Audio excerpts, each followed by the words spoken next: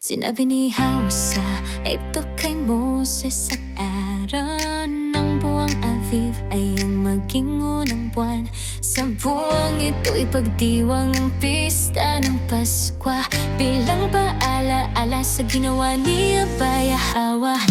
Ang mahalagang piging ng pagdiriwang na ito sa gabi ng ika-14 na araw ng Aviv, bilang pag-alaala sa paglayan ng mga Israelita sa paglisan nila mula sa kanilang pagkalipin. Ang ating mahalagang kapistahan ng Pasko, bilang pag-alaala natin at sa ating salinlahi, ang paglampas ni Hawa sa bayan ni Israel, paghatol ng pagparusa sa mga idolo ng Ehipto. Walang pinsalang nangyari sa gabi ng paghatol sa bahay nila na may pahid ng dugo ng tupa sa magkabilang poste at itaas ng pintuan nito, bilang palatandaan na ito'y bahay ng Israelita.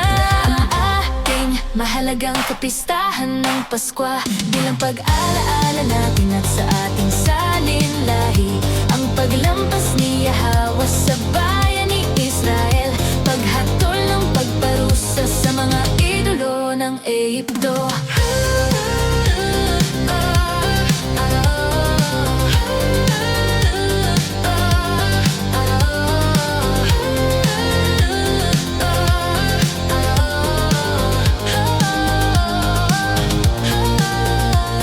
Sinabi ni Hawa sa Egypto kay Moses at Aaron, ang buwang Aviv ay ang maging unang buwan. Sa buwang ito'y pagdiwang ang pista ng Pasko, bilang paalaala sa ginawa ni Abaya Hawa.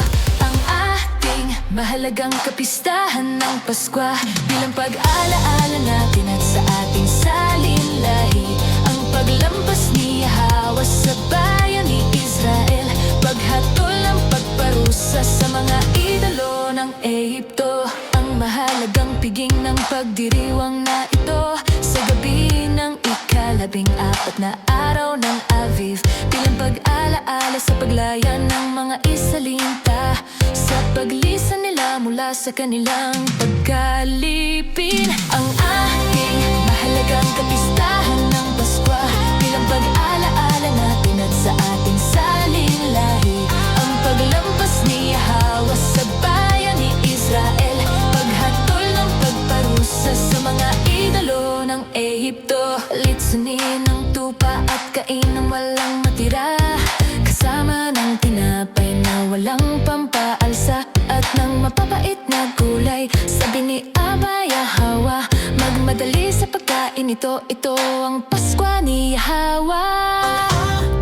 Mahalagang kapistahan ng Pasko, bilang pag-alaala natin at sa ating salinlahi, ang paglampas ni Hawa sa bayan ni Israel, paghatol ng pagparusa sa mga idolo ng Ehipto. Ang ating mahalagang kapistahan ng Pasko,